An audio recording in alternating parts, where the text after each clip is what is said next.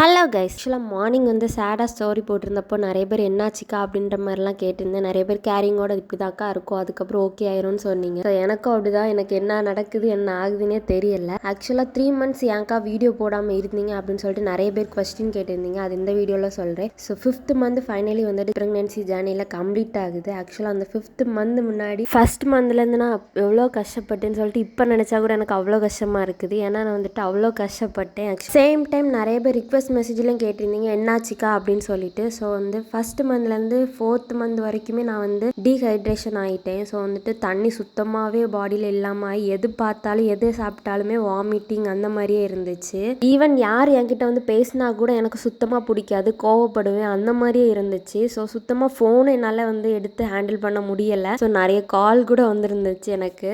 அதுக்கப்புறமா அம்மா ஒர்க் பண்ண ஹாஸ்பிட்டலில் இனி ட்ரீட்மெண்ட் கண்டினியூ பண்ணலான்னு சொல்லிட்டு ஜெய்ஹரனில் தான் ட்ரீட்மெண்ட் கண்டினியூ பண்ணிட்டு இருந்தோம். ஸோ அங்கே 4 days கிட்ட அட்மிட் பண்ணியிருந்தாங்க. 24 hours எனக்கு ட்ரிப்பு போயிட்டு இருந்துச்சு.